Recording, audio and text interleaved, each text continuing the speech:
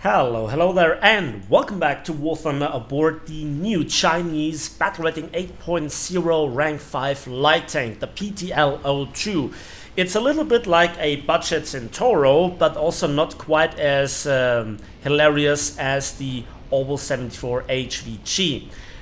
Those two Italian armored vehicles are also worth mentioning in comparison, especially when we come to the gun in just a moment. Today's topic is a little bit being ignored, chilling, having some good vibes, and then punishing the American team for their ignorance. Before I start the video in, rambling about the tank and, showing you my exploit spot on this map, I just wanted to ask you a very simple question. What do you think about the Chinese tech tree?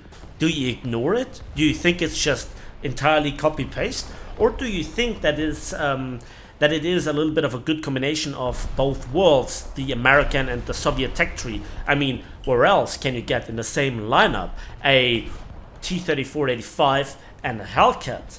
And to be honest, the time where we have those pure tank tech trees, they were actually never existent in War Thunder. One of the first bundles in War Thunder was Hermann the German Sherman tank. And so you never had real pure tank tech trees, right? And while there is copy-paste, I think there are worse problems. I mean, there is no real tank that is completely overpowered that just ruffle stumps the enemy team, like we have seen in the American tech tree, in the Soviet tech tree, in the German tech tree, in the British tech tree, etc, etc, etc. There are good tanks that make for a formidable lineup, but per se, none of them is individually speaking overpowered. At least that's my opinion. Now, what do you think? Let me know in the comment section. Now let's talk about this tank. First of all, 3 axes, 6 wheels, very interesting camouflage pattern that just lets this tank blend in perfectly on this pile of rubble where I'm sitting on top, making me the king of the dirt hill, so to speak, and being absolutely ignored here by this US heavy tank, the M103, waiting for him to turn to give him the easy propellant charge ammo rack shot. You can see that I have 2 different ammo types with me, but let's start with the basics. So what is this tank? Well, it's a light tank. Therefore, it has absolutely not really that impressive armor. The hull on the front is 10mm, the side 8. Really paper thin. Yes, it's rolled homogeneous armor, but heavy machine guns go through this like a hot knife through butter. The turret front is 30mm and relatively flat and surprisingly big. The side of the turret is 20mm, so easily penetratable by any sort of SPA. The thickest armor is actually the gun steel, or the gun barrel, with 35mm. The vehicle is rather big actually, and well, the interior shows that we have 4 crew members, 3 of which are in the turret, and then we have the ammunition equally well distributed, all the 30 rounds for maximum dispersion, and so they are in the back of the turret and the side of the rear hull. The turret, as you can see, is also rear mounted, and that results in only 4 degrees of gun depression. The mobility with roughly 17 to 18 horsepower per ton ratio is not really exciting either, but the top speed is really reasonable with 83 km per hour forwards and still 8 km per hour in reverse. So, okay. The tank is really wobbly and tends to list to one side, especially in turns, so it doesn't have the controllability of some other tanks. It's really unstable, let me put it like this. It's not completely uncontrollable, but rather unstable. So, what about the gun? The gun. The gun is probably a really interesting topic of it. Aside from the gun handling, which is minus 4 degrees of gun depression, 18 degrees of gun elevation, and then also a turret rotation speed that isn't really bad with 26 degrees per second. The gun elevation speed with 5 degrees per second is actually not really that amazing, but kind of still standard for this battle rating. The stabilizer is really nice, and then we have the reload of 8.5 seconds. Then we come to the ammunition types. After I nearly screwed it up here with the gun depression in, awaiting here eagerly the M163, which tried to come for revenge killing. The ammo type with the stock round is rather interesting because you do have a very special stock shell. The 17285 APDS FS. So what sounds like an APDS round with just fins is in the game actually listed as an APFSDS round. If you look at the stat card, it has 220 millimeters of penetration and 127 millimeters at 60 degrees angles of attack with a 1505 meters per second muzzle velocity from the 100 millimeter PTP86 cannon. Just to put this into perspective, raw penetration values are worse than on some of the L7 derivative APDS rounds. For example, again, the Centauro's M392A2 round has 303 millimeters of penetration, but less penetration at 60 degrees angles of attack. However, overall, it is worse than the 60 millimeter Otto HVG's APFSDS from the Aubl 74 HVG M300 round that has 249 millimeters of raw penetration and 144 millimeters at 60 degrees angles of attack with a 1620 meters per second muzzle velocity and a faster reload and better gun depression and also a bit better mobility. So where is the outstanding part of this tank? Well, it's that the tank has third generation thermal imaging, which is really, really good. And also you can have on top of this not just a stock HE round, which is not really worth mentioning just for completing all the ammo types, but as a tier 3 upgrade you have the type 1973 Heat FS round with 390 millimeters of penetration and 1000 meters per second muzzle velocity, so that even at long range you have the punching power to go even 195 millimeters of steel at 60 degrees angles of attack, so that is quite something. And so you have the PTL02. Now let's talk about the gameplay a little bit. So far it was not really exciting, was it? But what I did was just sitting on top of this hill and just looking around, scouting for my team and kind of suppressing the flanking attempts of the team. If you look at the minimap, my team is fighting hard between our spawn and also our A cap point, which we must defend and we must prevent it being capped out by the enemy team at all costs. And so my team can now concentrate more or less on 2, maybe 3 lines, and I kind of cover the rest. What I also kill my fair share of tanks in this battle. I also give away the position of some tanks, making my team able to not be surprised if my team members look or actually bother to look at the minimap. And so it kind of makes of an interesting theme that I'm just sitting here on the hill and make that tank work despite the 3 degrees of gun depression, or no, 4 degrees of gun depression, despite the low rate of fire with only 8.5 seconds for a non-autoloader, mind you. And despite the shell not being the most amazing out there, I still make it work through positioning, through situation awareness, through planning.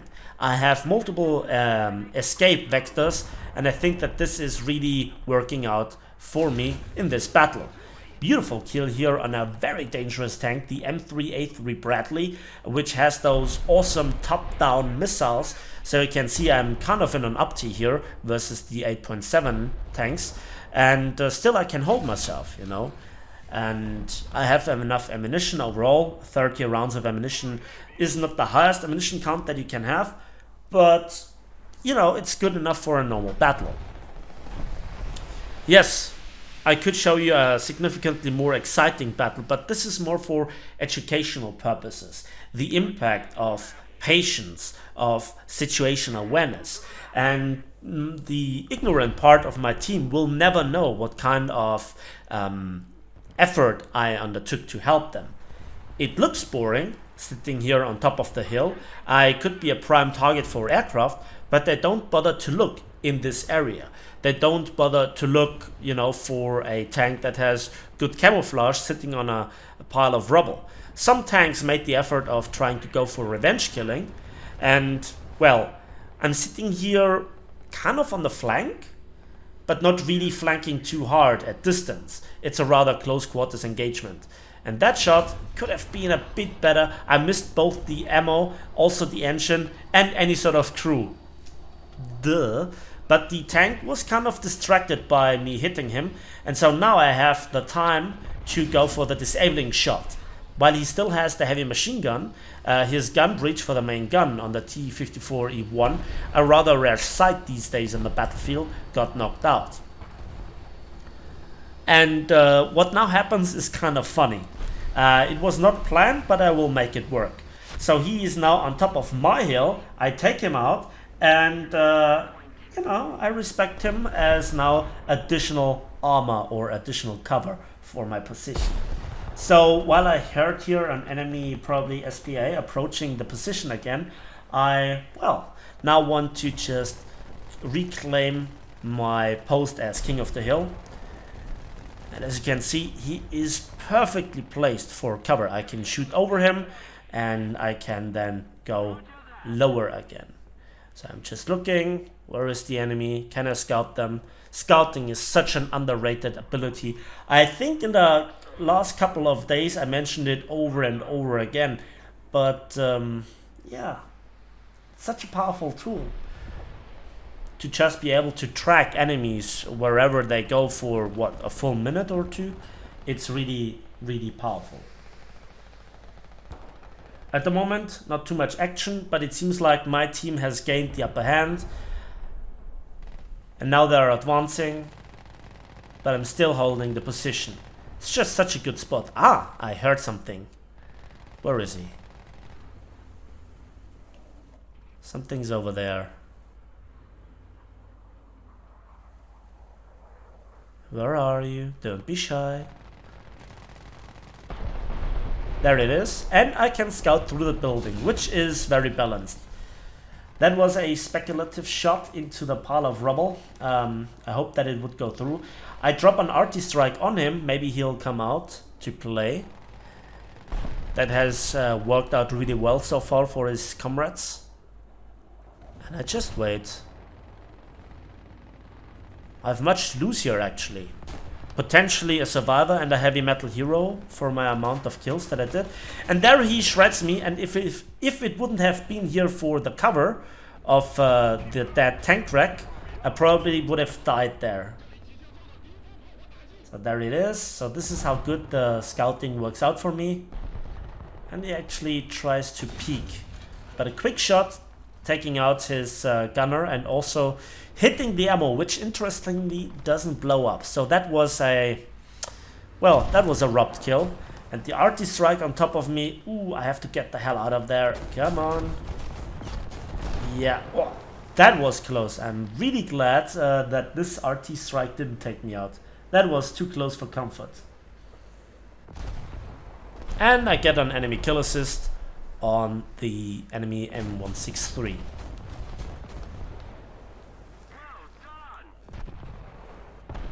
So the question is, can we claim another kill at the end of the battle? You see, what would have happened if I would have gone to the front line of the combat zone? I probably would have died through, at some point, any sort of RT strike, through planes that could easily shred me with not just 20mm caliber gunfire, but also heavy machine guns, bombs, rockets, you name it. But sitting here, a little bit outside, I just could take my time. The not so great mobility could be offset by the fact that I didn't move at all, but I actually got into position relatively early on. The fragility, well, it was kind of countered by that I laid an ambush, and the lack of rate of fire was offset by the fact that I could make my shots count. So overall, translating your weaknesses into strengths, whereas then you still have some good points to make count, may actually work out. So that was now the third intelligence by the scouting, and well, doesn't seem like I get here another kill. So far 9 kills. That is always good for any game, and that in one tank, which is not really that well suited for the environment. Again, the driving model, that the tank is really wobbly and bounces around a lot. Now, in theory, you could make the gun depression work when you just brake and the vehicle just lists forward. But then when you wait a bit too long and the vehicle starts whipping back with only 4 degrees of gun depression, that could kill you. That is something that I noticed on this tank as well, which is much more prominent than with the Centauro. So, it's a little bit of a hilarious mixture between the Aubl 74 HVG and the Centauro. It is in a tech tree that is very often ignored, or which people are actually angry about it existing at all. And to be honest, this is a lot of ignorance that, to be honest, I don't understand. I don't see what the problem is. There are even opinions floating around that this tech tree should be deleted in its entirety. But to be honest, it's not really game breaking. It's your choice to play it or to ignore it.